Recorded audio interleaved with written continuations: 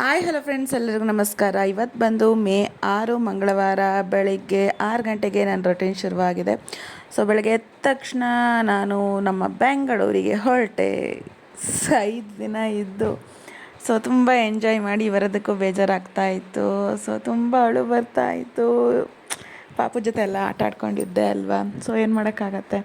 ಅಲ್ಲಿಂದ ಬಂದೆ. ನಮ್ಮ ಮನೆಯವ್ರು ಹೆಂಗೋ ಪಿಕಪ್ ಮಾಡಿದ್ರು. 8:15 ಅಷ್ಟರಲ್ಲೆಲ್ಲ ಮನೆಗೆ ಬಂದೆ. ಎಲ್ಲ ಅಲ್ಲಿಂದನೇ ಪಲ್ಯ, ಸಾಂಬಾರು, ಹಾಗೆ ಶಾವಿಗೆ, ಖೀರು ಎಲ್ಲ ಅಲ್ಲಿಂದನೇ ತೊಗೊಬಂದಿದ್ದೆ. ಅದಕ್ಕೇ ಸಿಂಪಲ್ಲಾಗಿ ರವೆ ರೊಟ್ಟಿ ಮಾಡಿಬಿಡೋಣ ಅಂತ ಅಂದ್ಬಿಟ್ಟು ಮಾಡ್ತಾಯಿದ್ದೀನಿ. ತರಕಾರಿ ಪಲ್ಯಕ್ಕೆಲ್ಲ ಸಿಂಪಲ್ಲಾಗಿ ಚೆನ್ನಾಗಿರುತ್ತೆ ರವೆ ರೊಟ್ಟಿ ಅಂತ ಅಂದ್ಬಿಟ್ಟು.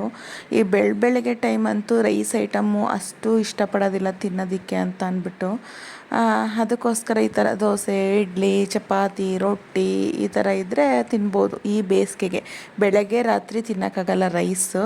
ಬಟ್ ಮನೇಲಿದ್ದರೆ ಮಧ್ಯಾಹ್ನ ಟೈಮು ಆರಾಮಾಗಿ ಮಾಡಿ ರೈಸ್ ತಿನ್ಬೋದು. ಇಲ್ಲಾಂದರೆ ಅದು ತಿನ್ನೋಕ್ಕಾಗೋದಿಲ್ಲ. ತುಂಬಾ ಸಿಂಪಲ್ಲು. ರವೆ ರೊಟ್ಟಿ ಒಂದು 1/4 ಗಂಟೆ ಕಲಸಿಟ್ಬಿಟ್ರೆ ಎಷ್ಟು ತೆಳ್ಳಗೆ ಬಳಿಬಹುದು. ತುಂಬ ಚೆನ್ನಾಗಿ ಬರುತ್ತೆ, ಸಖತ್ತಾಗಿರುತ್ತೆ. ಅದಾದಮೇಲೆ ಫ್ರೆಶ್ ಅಪ್ ಆಗಿ ಸ್ನಾನ ಮಾಡಿ ಪೂಜೆ ಮಾಡಿ ನಂತರದಲ್ಲಿ ಸ್ವಲ್ಪ ರೆಸ್ಟ್ ಮಾಡಿ ತಿರ್ಗಾ ಮಧ್ಯಾಹ್ನದ ಮೇಲೆ ತಿರ್ಗಾ ಊಟ ಮಾಡಿ ಅದೇ ರೊಟ್ಟಿ ತಿಂದು ಮಜ್ಜಿಗೆ ಮಾಡ್ಕೊಂಡು ಒಂದೊಂದು ಲೋಟ ಕುಡಿದ್ವಿ. ನಂತರದಲ್ಲಿ ರಾತ್ರಿ ಅಷ್ಟರಲ್ಲಿ ವಾಷಿಂಗ್ ಮಿಷಿನ್ ಬಟ್ಟೆ ಹಾಕೋಣ, ಅದು ವಾಶ್ ಆಗುತ್ತೆ ಅದ್ರ ಪಾಡ್ಗದು ಅಂತ ವಾಶ್ ಮಾಡಿ ಆ ಬಟ್ಟೆ ಎಲ್ಲ ಒಣಗಾಕಿ ಗಿಡಗಳಿಗೆಲ್ಲ ನೀರು ಹಾಕಬೇಕಾಗಿತ್ತು. ಈಗ ಬೇಸಿಗೆ ಆಗಿರೋದ್ರಿಂದ ದಿನ ನೀರು ಬೇಕೇ ಬೇಕು ಗಿಡಗಳಿಗೆ. ನಾವು ಒಂದೆಲ್ಗ ಟೊಮೊಟೊ ಸಸಿ ಅಂತ ಎಲ್ಲ ಹಾಕಿದ್ದೀನಿ. ಹಾಗೆ ಪಾತ್ರೆ ಎಲ್ಲ ಬಡ್ಗಿ ಅಡುಗೆ ಮನೆ ಎಲ್ಲ ಕ್ಲೀನ್ ಮಾಡಿಕೊಂಡೆ ಒಂದು ಕಡೆಯಿಂದ. ಚಿಯಾ ಸೀಡ್ಸ್ ಸ್ವಲ್ಪ ನೆನೆ ಹಾಕಿದ್ದೀನಿ ನಾಳೆಗೆ ತಿನ್ನೋಣ ಅಂತ ಅಂದ್ಬಿಟ್ಟು.